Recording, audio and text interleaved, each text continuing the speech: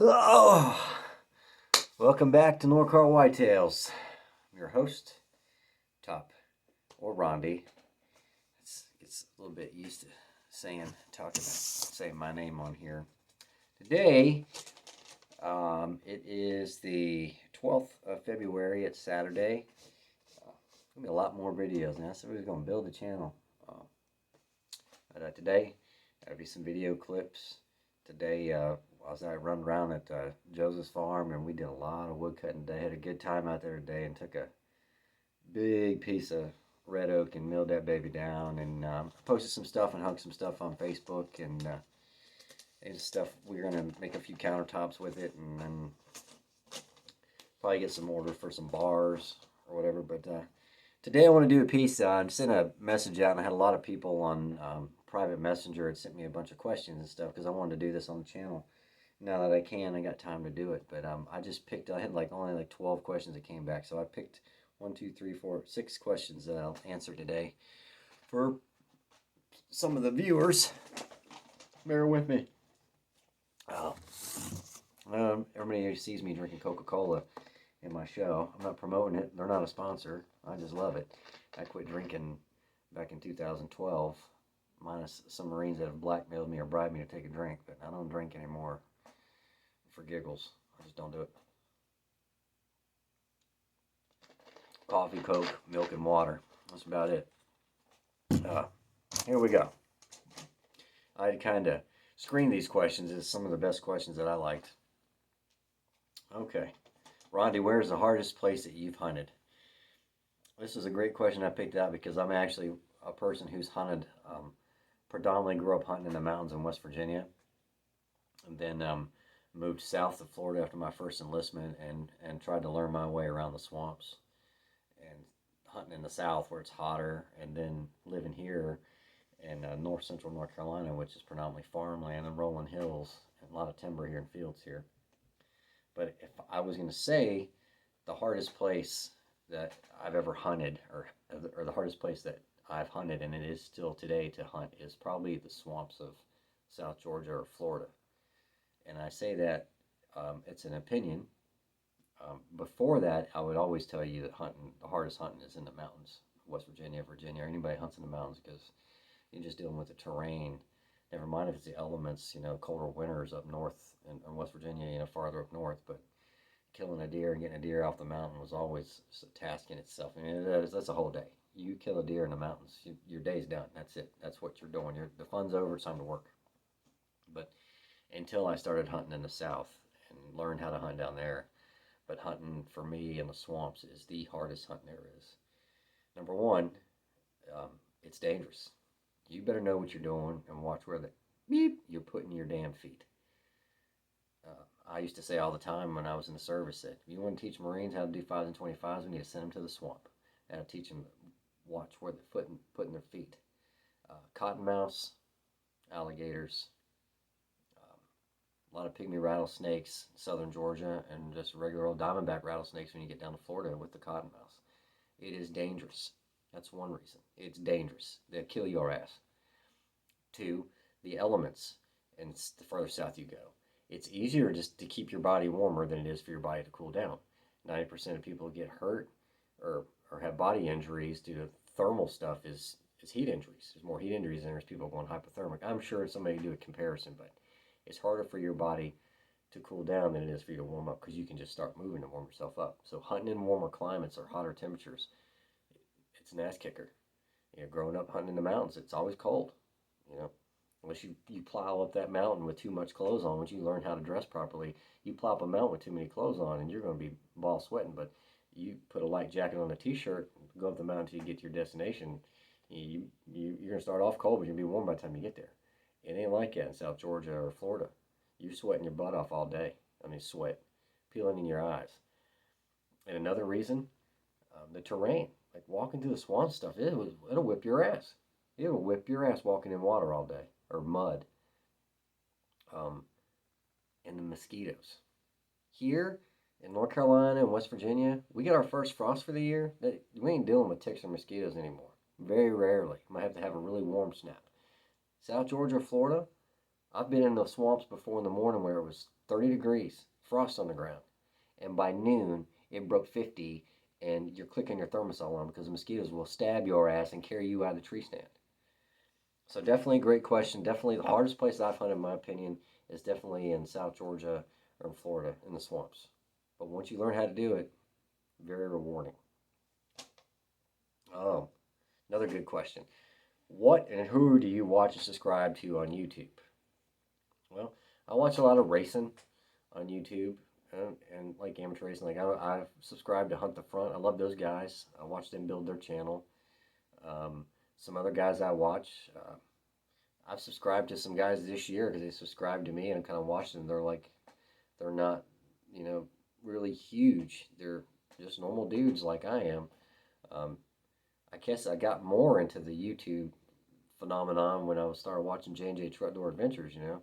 So that's one of my big followings. Those guys, number one, because they're in West Virginia. I just typed in the search box one day on YouTube many years ago, and it was like West Virginia deer hunt, and here's this guy Juddy sitting up on the mountain in one of the national forests up there, just talking low, talking about hunting, and I've been there, done that. But yeah, I watch a lot of hunting shows. J&J Truck Door Adventures, Ranch Top 1833. BK Bowhunter 1, I just subscribed to him. He's got a pretty good show. I mean, got a lot of subscribers, but I like his show. Good content. Um, Whitetail Warrior Camp. Those guys subscribe to me. Anything that has warrior in it, I like it. To the Max Outdoors, AT Outdoors, Norton Outdoors, I subscribe to him. Um, but that's kind of like what I like watching here. And racing. I watch a lot of NASCAR. Well, I'm a race fan. And this question I put in because it can go either way. Roddy, what is your hobby? Well, my hobby is hunting and fishing. It's on this channel, or just being outdoors in general. I don't consider hunting a hobby of mine. I mean, that's like part of my life. But fishing is very much a hobby for me. I do that for fun, you know. When I walk in the woods to go deer hunting, I'm completely different than I'm throwing Devon in the truck and we're going to go fishing here on the farm. You know, it's just different. It's a hobby to me. I mechanic around, tinker around with things like some of the kids' go karts and mules and mess around with engines and stuff. But that's a hobby for me. I don't sit still a whole lot. All right, moving on. What is your favorite animal hunt, predominantly between hog or deer? White-tailed deer will always be number one animal for me. I've been offered my Uncle Bunny. I don't think he's been on the show yet, but big mentor of my life, retired out of the Army, North American Grand Slam. He's hunted it all, done it all, went on African safaris. And, you know, he's offered me to go on pronghorn hunts with him out in Wyoming, go on a mule deer, grizzly bear hunt package somewhere. And it's not me. I don't want to kill an elk. I don't want to kill anything outside of a deer species. Like white-tailed deer that's it for me. If I go outside of that, it would be a mule deer. Hogs for me is like I was talking about a hobby. It's just a different hunt. I do that because it's just an adrenaline rush to like get my stalking skills. Like you just get up on one up in the swamps and just start slinging lead. I mean, I love it. It's just adrenaline rush. But it's definitely different hunting hogs than it is hunting deer for me. Like deer, I treasure that. Like that's a passion for me. So definitely white-tailed deer is my number one. That will always be my favorite. Don't really care to hunt anything else. Um, this question came along, and I wanted to take this question because this past season, I think I had a lot of coverage with my daughter, baby doll. You know, she killed 4 deer this year. She shot 5, killed 4. And the question was, do you enjoy hunting with your daughter, baby doll? I absolutely love hunting with her. I was telling one of my subscribers this last year, uh, it's almost to me, if I'm with her and she's getting ready to shoot an animal, I get more tore up than she does. She's controlled herself this year. Like she understands now, like she doesn't get rattled. She gets rattled after. Like it takes her after. Some people get it before and they have a hard time settling down before they pull the trigger. She's already mastered that. It gets her afterwards. She's tore up. But like for me, being with her, oh man, it just tears me up. It tears me up. It's like I'm a kid shooting my first deer. And I love it. I love it. And to see that she's taking it and running with it and like she's absorbing everything, absolutely love hunting with her. And this year at the end of the season, kind of pushed her into starting, I trust her, started pushing into hunting her on her own, and explained the firearm safety rules and like weapon management, like rifle management. I told her the difference between a rifle round and a shotgun round. Like, you have to think about what's behind your target before you shoot and where you're shooting at, because once you pull a trigger, that bullet, you can't get it back. And wherever it hits, and you're responsible for it. But at 13, she's more responsible than some other jackasses I know that are way older.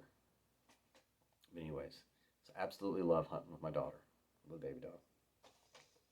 Oh, and extras that have been on the channel.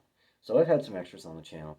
The regulars on the channel, of course, is me and the kids, and Uncle John. Of course, he was in Cuba this year, and then my brother Joseph. And Jace, every other year he's been comes to hunt, but he's already locked in to come back this year again to hunt. This year he's got to pick his mount up, so he'll be here again this year.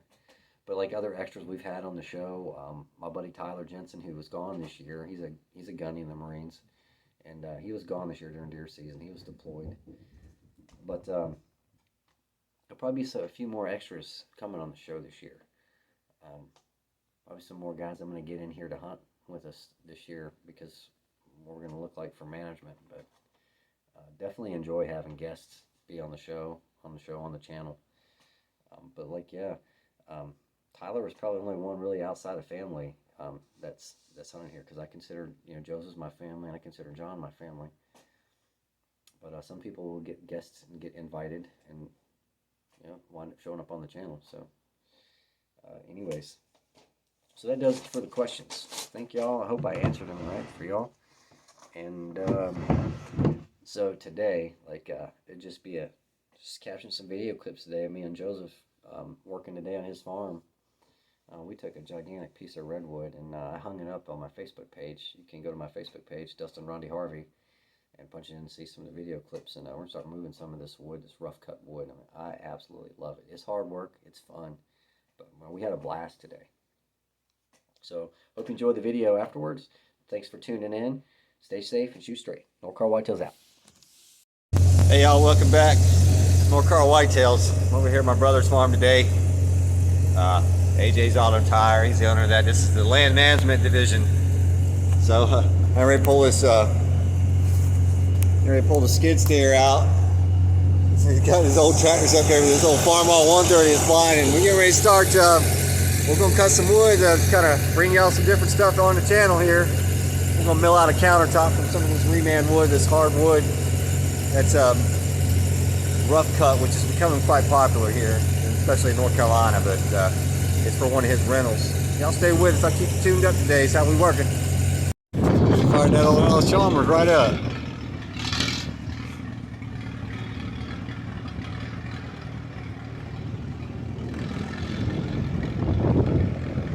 130 was spitting a little bit, but he got her out of the way.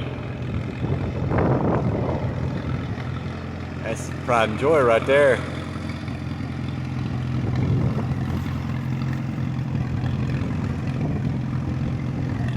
Send that old thing into the parade here.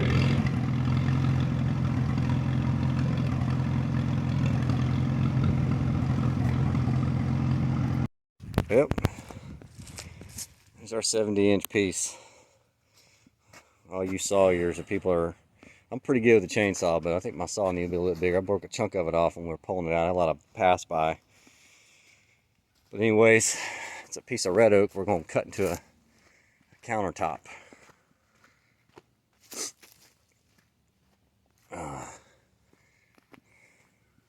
That's where she came from. My brother's down here. The owner. I was at the blade. There's the boss man. First cut. Big old piece of red oak. Gonna turn into a countertop.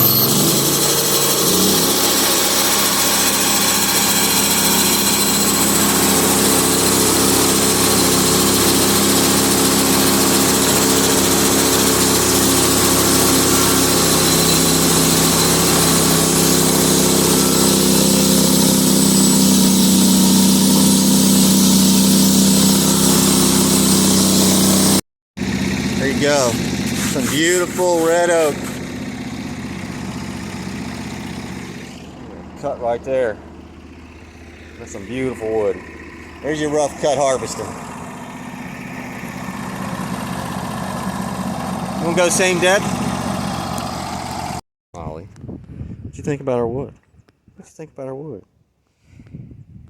Huh? Well, I will tell you, those are 1 3/4 by roughly 67 inches long. If anybody wants a bar, this is going to be posted up on Facebook, of true rough cut wood from here in North Carolina. It's red oak. It's going to be beautiful, son bitch. We've already got one cut out for countertop. But let us know here at AJ's Land Management Division. Yeah, I hear you, man. We're going back to work.